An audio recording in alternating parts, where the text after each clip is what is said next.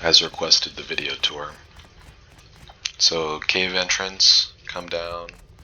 This is the jump up spot to the buckets, but let's go show off this spot first. We're gonna go all the way to the bottom of the cave.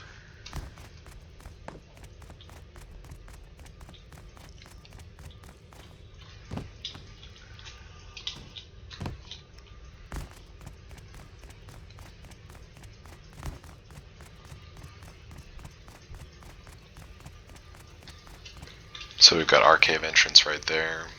It's glowing because there's fire and stuff. And then we've also went ahead and taken over the other cave spot. Although we don't use it, it's more of a decoy. So we come over here. The only purpose for our door is that we have this drop box right here. So we can drop all of our loot off in the drop box.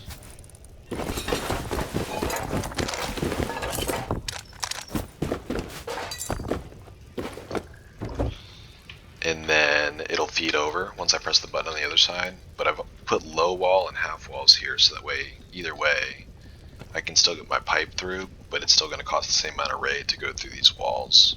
Same amount of raid cost. So that's one way to drop loot. The other way, the only actual way into the base is to spawn in, basically. But I've got extra loot that I can't fit in the drop box, so I gotta go back to the bucket.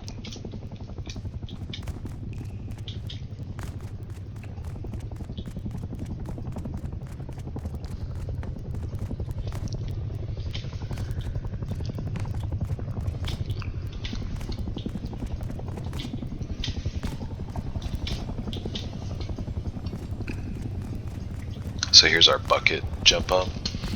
So we'll just jump up after a handful of tries.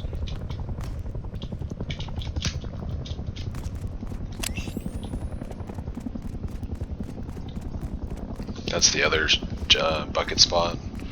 This is our bucket spot.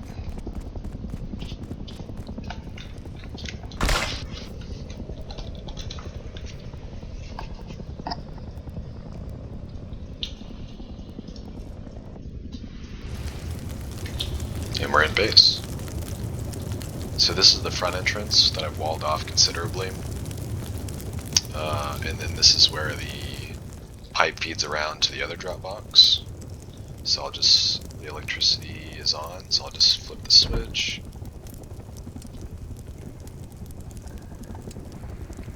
And all the loot starts conveying over. So we'll check that back later. It should be full later on. Got beds up here with a couple extra drop boxes. Got our barbecue and food supply. We're super set on the bear meat. And we've got it all wired up. So we've got a switch for the lights, although we don't need it right now with all the fires going since I'm farming charcoal. But we've got the lights hooked up, 1, 2, 3, 4. And then we've also got heaters on. We've got 4 different heaters in the base because we do live in the snow. And then the conveyor, the 2 electric furnaces, those are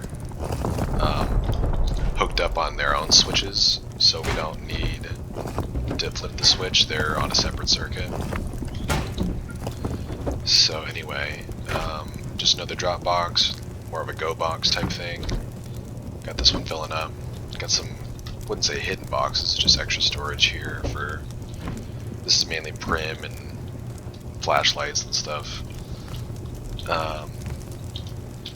Got our workbenches kind of into the walls here.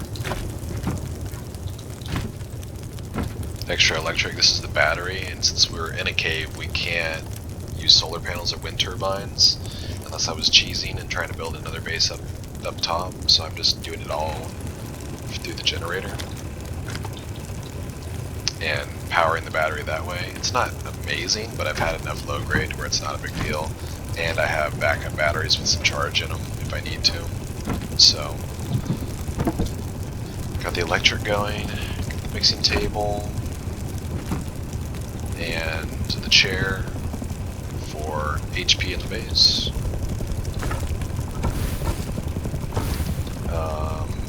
research table. Here's the juice box.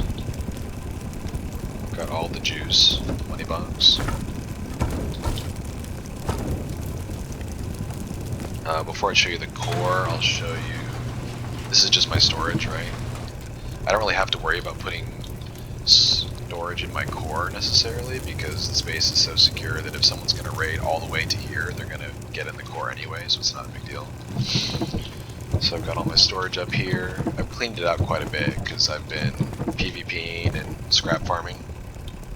Or not scrap farming, but taking a lot of stuff to Outpost to recycle and whatnot. So my boxes were once glorious, and now they're a little thin. So we'll go through here. This is to the bucket. And I've got, not on the switch, just on its own circuit, we've got wired up as this auto turret locker here for some kits. And we've got the auto turret to where if somebody does happen to make it down the bucket, right, if they somehow... Oh, I must have dropped a bag down here before. Oh, this is, yeah, of course. So let's say someone drops down, breaks their legs, but stands back up. If they round this corner, the auto turret is going to turn on. Right now it's not on because I don't want to waste electricity, but it's hooked up to this heartbeat sensor, which is always on. And so right now it's configured to detect unauthorized players, but I have you and I authorized. And if I switch it to both unauthorized and authorized players, it picks me up and turns on the turret. So right now it's not going to shoot me because I'm authorized on the turret, but on the heartbeat sensor it's now picking both unauthorized and authorized. So if an unauthorized player comes down here, it's going to flip on, like watch this. It's in a 10-meter radius on that sensor, so it should, as soon as I round this corner. Yeah, a little slower than I had thought it would be, but you get the idea. It should deter anybody from really trying to raid for the most part, because when you're around this corner, if you have to see it all, the turret is going to be coming on. So anyway, that's the turret setup. The electrical is pretty serious for my newbiness. And that's about it. We also got a refinery in the core, just for space purposes. Kind of a hidden box here that I used to be keeping stuff in. Repair bench. And I got my fun guns on the wall.